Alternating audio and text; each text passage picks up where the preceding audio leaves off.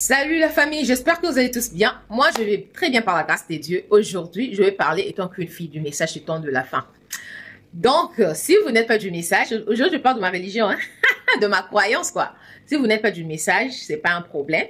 Mais cette vidéo, je pense que ça ne vous concerne pas. Ça ne concerne que ceux-là qui croient au message du temps de la fin. Ok? Que Dieu vous bénisse. Je suis votre sœur Vanny. Aujourd'hui, je vais un peu essayer de réfléchir à haute voix devant vous, en fait. Parce que je me rends compte que dans les églises du message, il y a maintenant le diable qui commence à s'infiltrer petit à petit. Je dirais même, il commence déjà à prendre place. Il a déjà pris place dans les églises du message. Comme nous l'avons toujours entendu, il y a toujours eu des témoignages qu'auparavant, les gens là qui faisaient les business au Congo, s'il veut engager un gérant ou bien un caissier ou bien quelque chose de comme ça, quelqu'un pour gérer ses affaires. Si vous êtes à deux, l'un est de dénomination et l'autre est du message, il va prendre quelqu'un du message parce qu'il sait que cette personne du message, il est vrai, il est honnête, il va me donner mon argent, il ne va pas voler. Mais ces derniers temps, non.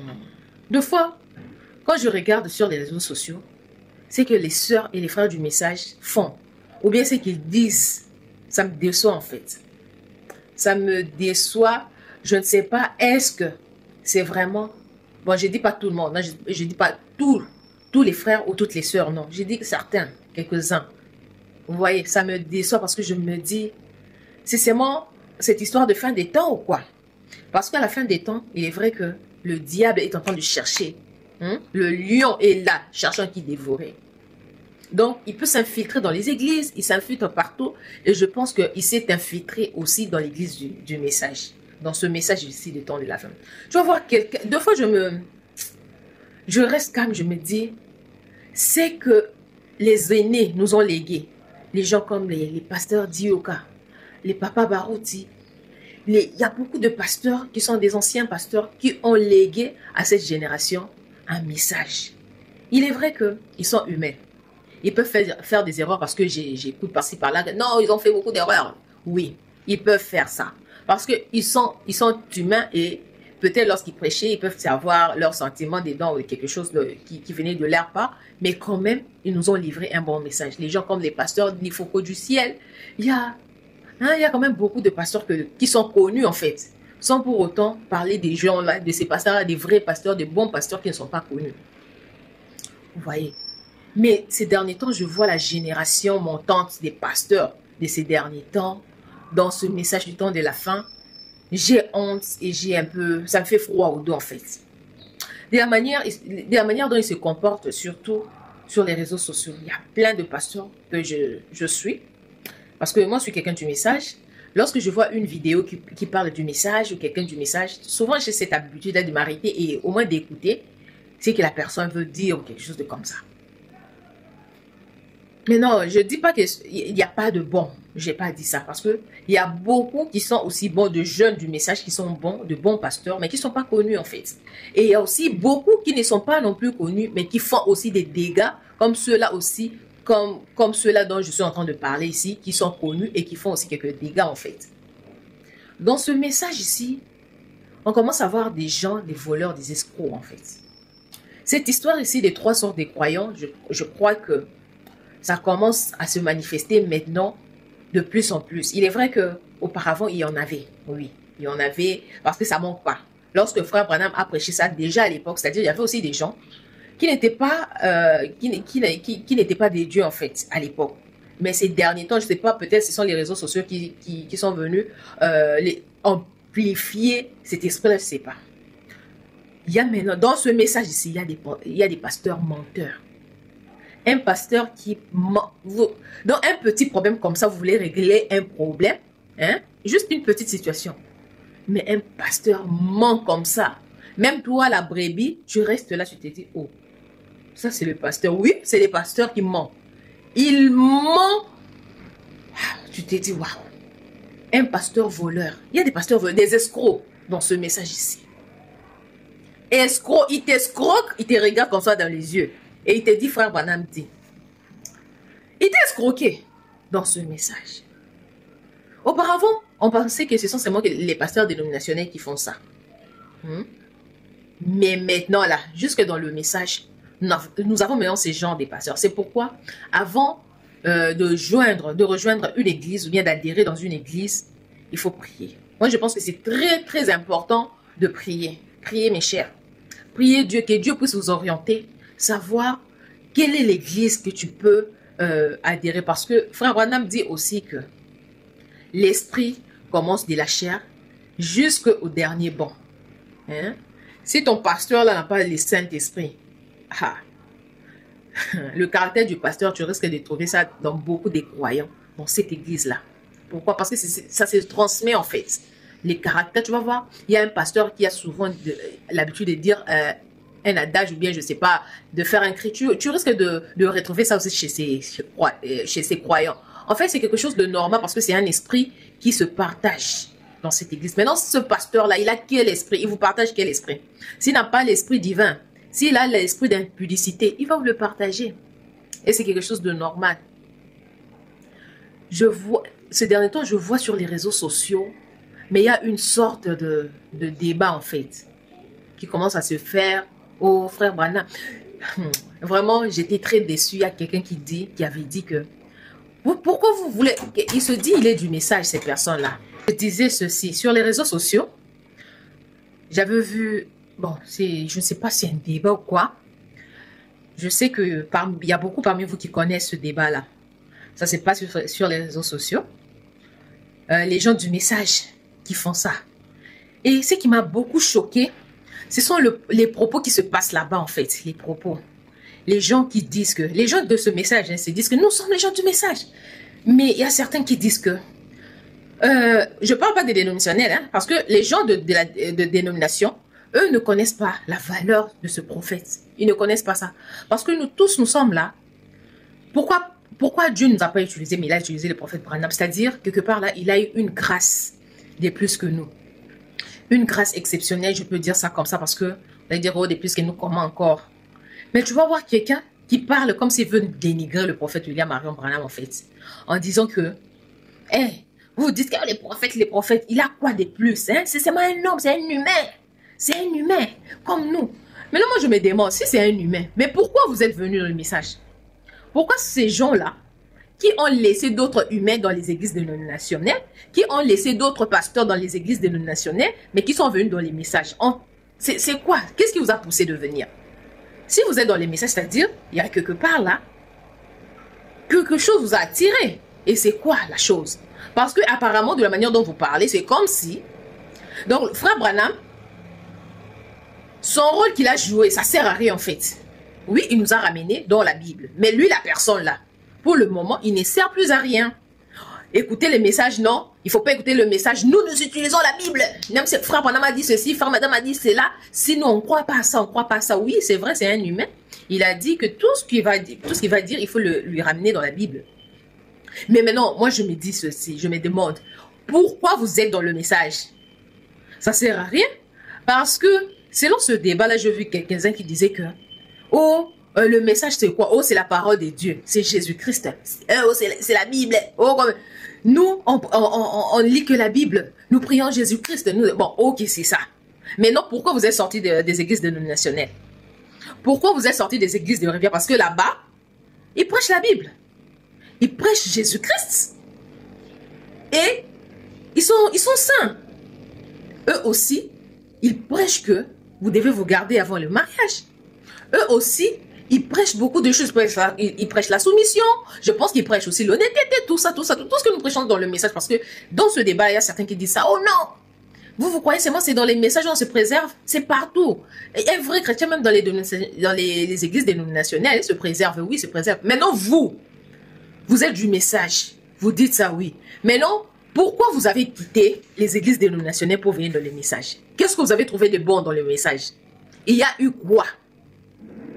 Si Dieu vous a orienté, il vous a fait quitter dans les églises dénominationnelles dans lesquelles vous étiez, et il vous a orienté vers le message, c'est-à-dire il y a un plus dans le message. C'est-à-dire il y a quelque chose dans le message. C'est-à-dire oui, parce que lorsque Dieu veut te bénir, hein, il va te prendre du petit au grand, que ce soit spirituellement que ça soit charnellement, que ça soit financièrement, nous allons dire que hey, Dieu nous a bénis. Hein. Lorsque je dis que Dieu m'a béni, c'est-à-dire quoi? C'est-à-dire tu étais petit, tu deviens de plus en plus grand. Ça, on le dit charnellement ou financièrement, d'histoire comme ça, mais spirituellement, la bénédiction de l'Éternel aussi. Peut-être tu ne pries pas beaucoup, tu commences à beaucoup prier. Tu commences à sentir la présence de Dieu. Donc, quelque chose a grandi en fait dans ta vie. C'est ça même la bénédiction. Maintenant, lorsque tu quittes les églises dénominationnelles et puis Dieu t'a changé parce qu'il y a certains parmi eux, j'ai déjà suivi leur témoignage qui disent que oh, Dieu leur avait dit de partir dans le message. Ok, il va les rencontrer là-bas. Oui. Maintenant, pourquoi Dieu t'a fait sortir de là et t'a ramené vers le message? C'est-à-dire que quelque part là, le message a quelque chose de plus de ce que toi tu n'avais pas là-bas, là où tu étais. Moi vraiment ça me déçoit beaucoup les propos des gens. Je me dis waouh, waouh. Les gens qui se disent que moi je suis du message, moi je suis du message, mais ils font sortir certains propos que toi-même tu t'es dit waouh, waouh, waouh, waouh, waouh. C'est le site du message et c'est contre le prophète. Hein. C'est même pas contre quelqu'un, bon, contre quelqu'un, c'est pas un problème, c'est entre nous, on va arranger. Mais de la manière dont il parle du prophète, oh, bon, c'est quelqu'un comme tout le monde. Hein? Il a seulement eu la grâce. Est-ce qu'à l'époque, les gens pouvaient parler à Moïse comme ça? Qu'il est quelqu'un comme tout le monde. Est-ce que vous vous souvenez que Myriam, la sœur de Moïse, a commencé à critiquer Moïse avec son frère Aaron? Qu'est-ce que Dieu a fait? Il a frappé. Il les a frappés de la lèpre. Vous connaissez l'histoire. Il fallait que Moïse aille dire, oh Dieu, pardon, pardonne mon frère et ma soeur. Oh Myriam, pardonne Myriam. Malgré tout, malgré que Dieu les a pardonnés, mais il les a quand même frappés. C'est-à-dire lorsque Dieu élève quelqu'un, lorsque Dieu a mis cette grâce-là, qu'il avait mis dans le prophète William Marion Branham, ayant un peu de respect en fait en la personne du prophète Branham. Ayant vraiment du respect en sa personne. Moi, je pense que c'est très important. Deux fois, je suis très déçue de voir des jeunes pasteurs, comment ils critiquent en fait les anciens, en fait. Ils les critiquent, il y a des jetons qui se passent par-ci, par-là. Je me dis, waouh, waouh, waouh, waouh, waouh, waouh, c'est quelque chose de très bien. C'est quelque chose de... Donc, je me dis, ces derniers temps, le message devient vraiment le carapenda ben labika. L'esprit du monde commence à entrer dans ce message. Même dans les chansons. Si vous comparez les chansons de l'ancien temps, comme de Pasteur Les Focus du Ciel, vous sentez vraiment que il y avait de l'inspiration dedans. Tu peux aussi mettre ces chansons-là, tu pries aussi avec ces chansons-là. Je n'ai pas dit que toutes les chansons de ces derniers temps que les frères ou les sœurs font sont des mauvaises chansons. Mais il y a certaines chansons, tu écoutes seulement comme ça, tu te dis, et au bail, tu te dis, waouh, ça aussi c'est une chanson d'un frère du message du temps de la fin, qui connaît la parole, qui a lu les messages et qui chante comme ça. Donc, toi-même, tu te dis, ça c'est zéro inspiration. Tu te dis seulement que, oh, Bambi, n'est caca à fabriquer pour que ça passe. Mais ici, vraiment, il n'y a rien. Et tant que même toi-même, tu prêches pas. Comme moi, si je prêche pas. Hein, je prêche pas, je suis rien en fait. Mais tu écoutes seulement d'autres chansons. Beaucoup de musique. Je me dis, waouh, Seigneur, aide-nous. Maintenant, je me dis, si notre génération est comme ça déjà, oui, il est vrai que corriger les grands, c'est pas mauvais, hein. Mais deux fois, faites des petits débats avec les grands pasteurs, peut-être, je sais pas. Et ça dépend de la manière dont vous exprimez devant eux. Ils peuvent aussi refuser. Si vous êtes un peu déplacé, vous avez un peu de paroles un peu plus déplacées, ils ne vont pas accepter ce débat-là avec vous. Maintenant, si je me dis, si ces grands pasteurs-là se taisaient, hein, parce que, vous voyez, hein, cette parole aussi, ça se transmet de génération en génération, même au temps de Moïse. C'est pourquoi on prononçait toujours que la loi, on disait toujours la loi de Moïse. Des générations en génération, ils ont utilisé tout ce que Moïse a laissé. Pourquoi? Parce que lorsque Dieu a fait grâce à quelqu'un, on supporte ça. Hein? Comment je peux dire? On appuie cette grâce-là. On essaie un peu de... on essaie un peu de support it. Donc, on essaie un peu de soutenir cette grâce-là. On essaie un peu d'élever la grâce que Dieu a mis dans quelqu'un. C'est important. Moïse est mort il a laissé la loi de Moïse. Et les gens de génération en génération ont suivi ces lois-là. Mais non, aujourd'hui, il y a le message. Frère Branham, nous tous, nous croyons, nous les gens du message, nous croyons que prophète Dieu, le Seigneur Jésus-Christ a utilisé prophète Branham puissamment. Ça, nous le croyons, nous tous. C'est pourquoi même nous avons quitté les dénominationnels, parce que nous avions vu quelque chose de plus dans ce message. Parce que si on n'avait rien vu, on n'allait pas quitter nos églises. Hein. Moi, j'étais catholique et affermée, j'étais même lectrice à l'église. Vous voyez, si on n'avait rien vu dans ces messages, on allait seulement être comme ça, caca, on n'allait pas quitter là-bas. Hein. Vous voyez. Mais si on s'est décidé de quitter, c'est parce qu'on a vu. Ah non, ici, il y a certains qui ont vu des signes, il y a d'autres qui ont vu des situations qui sont arrivées dans leur vie, qui ont fait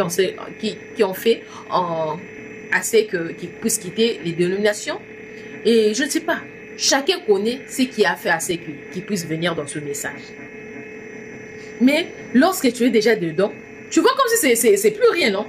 Oui, la Bible c'est la parole du Seigneur. Oui, mais le frère Branham a prêché la Bible. J'ai vu quelqu'un qui est parti avec ce schéma-là, que la Bible, c'est la parole de Dieu. Et frère Branham a prêché la parole de Dieu, c'est-à-dire, ça sert à rien de lire les messages parce que c'est déjà la Bible. Donc, utilisons seulement la Bible. Laissons les citations là de frère Branham, laissons la prédication de frère Branham. La Bible, c'est plus important. Oh, je me suis dit, oui, la Bible, c'est la parole du Seigneur.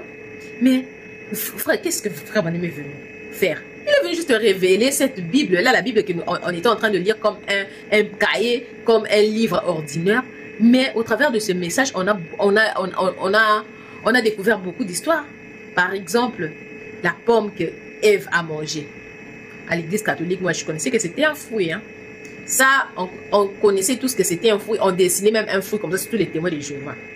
Mais c'est dans le message que moi, j'ai appris que c'était le rapport sexuel. C'est dans le message.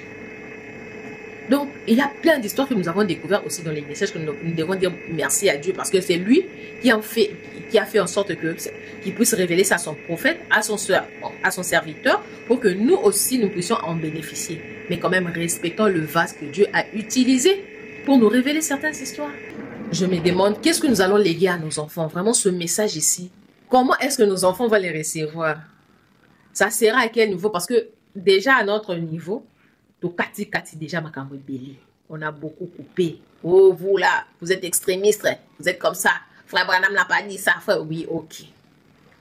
Les sœurs du message aujourd'hui, tu vois une sœur du message comme ça, tu te dis, oh, il faut peut-être je suis du message. Ah, tu dis, ah, waouh, tu es du message, hein, ok. Ah, tu es du message. Tu ne savais même pas tellement de la manière dont elle est. De la manière dont elle s'habille. Donc, l'aspect, c'est moi, du dehors, c'est moi comme ça. Elle ne reflète pas le message, en fait. C'est pas d'une manière, là, d'une mauvaise manière, je le dis, non. Mais c'est une réalité.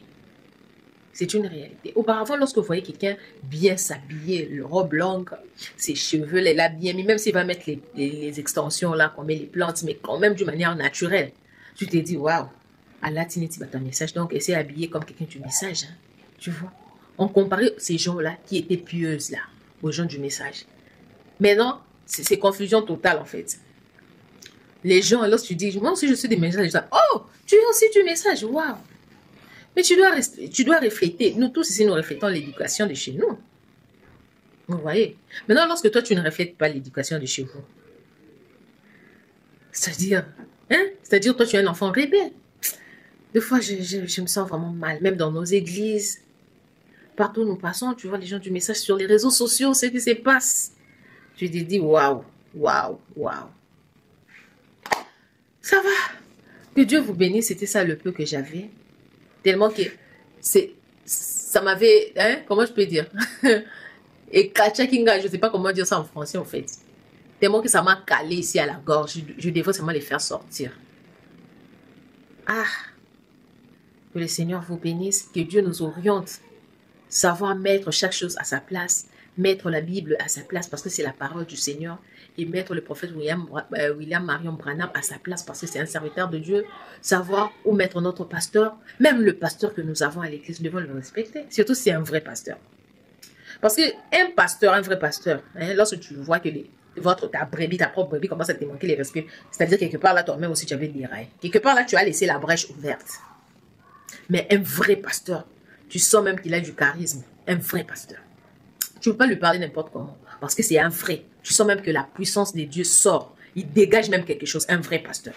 Mais un faux pasteur, toi-même aussi, tu vas sentir ce masque. Même si tu ne vas pas parler. Tu regardes cette... Ça. Comme on a dit que c'est Jésus qui juge, à Dieu, comment je peux dire, le jugement appartient à Dieu, tu t'étais, mais quand même tu vois que tu sens que celui-là, c'est un fou. Hein? Celui-là, c'est un fou. Si tu es vraiment un vrai enfant de Dieu, tu vas le sentir. Dans toi seulement, tu vas le sentir, tu vas te dire, c'est un faux celui-ci. Voilà. Que Dieu vous bénisse. Prions vraiment beaucoup pour que Dieu puisse nous orienter. Quelle est l'église dans laquelle nous devons aller prier, surtout ces derniers temps du temps de la fin. Parce qu'il y a beaucoup d'infiltrés dans ce message. Il y a beaucoup d'infiltrés. Et ces infiltrés-là ne vont pas nous aider à aller au ciel. Ils vont continuer à nous induire dans des erreurs, Et en fin de temps, lorsque Jésus-Christ va revenir, nous allons nous trouver dans des distractions inutiles. Vraiment, que Dieu nous vienne en aide, que Dieu nous aide. Que Dieu vous bénisse. Shalom chez vous.